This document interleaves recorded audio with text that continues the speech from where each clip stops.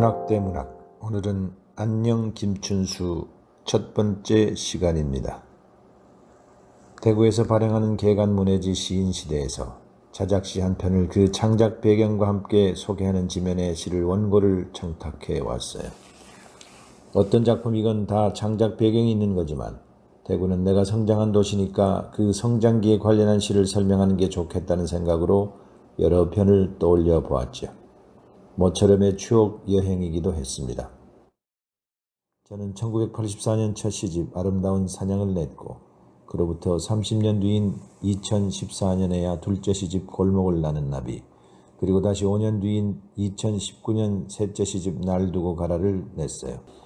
제 성장기와 관련이 많은 시는 실제 성장기 나이와 가까운 시기에 낸 첫 시집보다는 둘째 시집에 많이 실려 있습니다. 어쨌든 우선 한 편을 뽑았는데요. 그게 바로 첫 시집 맨 앞에 나오는 하현달이라는 시입니다.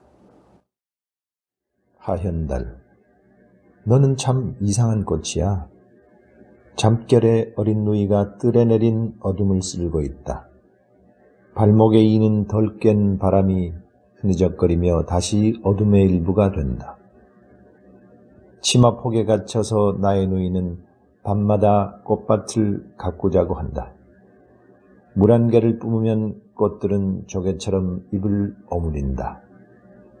뜰에 가득히 꽃잠을 자다가 나비잠을 자다가 간밤엔 초경으로 가슴 팔딱이던 오라, 네가 지상에 처음인 그 입술 작은 꽃이로구나.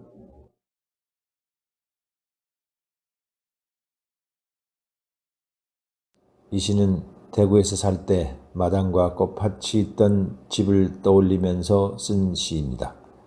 하지만 시에 등장하는 꽃밭이며 누이며 나비잠이며 하는 것들은 내 체험과 관련이 있다기보다 거의 이미지로 얻은 거나 할 수 있습니다. 그러니까 그 시절 삶의 현실과 연결되어 있다기보다 거의 시적인 것과 관련되어 있는 시라는 뜻입니다. 더구나 오늘 이야기의 제목이 안녕 김춘수인데서 눈치를 채셨겠지만 이 시는 시인 김춘수와 연관되어 있습니다. 김춘수와 연관되어 있다? 실은 김춘수와 직접적으로 연관된 것도 아니고 모두 이미지적 또는 시적으로만 그렇습니다. 저는 시인 김춘수를 만난 적도 물론 있고 직접 수여하시는 백일장 상을 받고 악수도 나눈 적이 있지만 그 밖에 구체적인 인간관계는 없습니다. 그러니까 내 글 안녕 김춘수는 구체성을 띤 영향관계가 아니라 김춘수와의 시적인 연관성에 대해서만 쓴 글이라는 뜻이지요. 그 연관성의 첫머리에 놓이는 작품이 하현달이었다는 겁니다.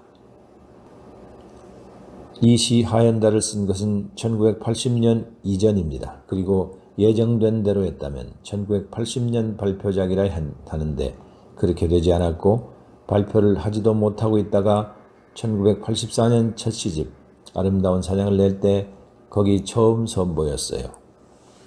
왜 그렇게 됐을까? 안녕 김춘수에는 그런 저간의 사정까지 설명해 두었습니다. 김춘수는 우리 시단의 무의미시로서 한 획을 그은 이른바 문학사적 인물입니다. 무의미시가 상당히 논쟁적인 개념이라 무의미한 시가 무슨 시냐며 인정하지 않는 논객들도 있고 한편으로는 시인의 다소 이해하기 어려운 정치적 행적이 문제돼 문학적 평가마저 희석되는 경향도 생겨났어요. 나는 하현달을 쓸 무렵 성장기에 나도 모르게 내게 엄청난 영향을 준 김춘수에게서 벗어나려 애썼고 실제로 조금씩 벗어나고 있었습니다. 말하자면 안녕 김춘수하고 떠나온 것이지요.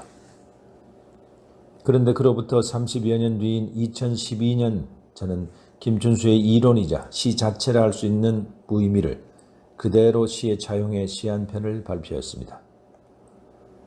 무의미, 못 알아들으시겠다고요? 말을 삼킨 입, 바람 불고 눈발 날린 건데요. 당신의 굳은 얼굴 때문인거려. 이 시 무의미는 제간의 김춘수의 무의미를 아주 작정하고 수용한 시입니다. 무의미라는 말뿐 아니라 김춘수의 무의미가 어디에서 배태되고 또 어떤 가치를 지니는 것인지를 표현하려 한 것이지요. 물론 그것을 제가 얼마나 잘 파악하고 쓴 것인지, 또한 내 뜻이 잘 표현됐는지, 독자가 잘 이해했는지 등은 알 수 없지만요. 1980년대 초 내 성장기에 아주 큰 영향을 주었던 김춘수를 안녕 김춘수하며 떠나왔는데, 그로부터 30여 년이 지난 뒤 나는 다시 안녕 김춘수하고 김춘수의 안부를 묻고 있었던 거죠. 그리고 그 즈음 저는 이 시 무의미뿐 아니라 시의 정신이나 창작의 방법을 이야기할 때도 김춘수를 거듭 말하고 있었습니다. 한 연구자와 함께 국내에 발표된 김춘수 관련 연구 논문을 모아 김춘수의 무의미시라는 연구서를 펴낸 적도 있어요. 저는 이렇게 설명하곤 했습니다. 대상에 대한 선입견을 버리고 있는 그대로를 쓰세요. 대상에 대한 내 인식은 누군가가 만들어 놓은 고정관념이고, 그 고정관념이 선입견으로 작용하면 시를 써도 자기 시가 안 돼요. 김춘수의 무의미는 그 선입견으로 생겨난 관념, 인식, 의미 이런 걸 모두 제거한다는 뜻입니다. 그렇게 제거하고 봐야 그로부터 누군가가 만들어 놓은 의미가 아닌 진정으로 나에게서 우러나온 의미가 생겨납니다. 진정한 시는 극단적으로 말하면 무의미에서 출발하는 겁니다. 저는 이런 뜻으로 김춘수를 다시 찾고 있었던 거죠. 이렇게 1980년대 초의 하얀 달에서 2010년대 초의 무의미 사이 김춘수를 떠나고 다시 만나는 그 사연을 담은 글 안녕 김춘수는 다음 영상에서 소개합니다.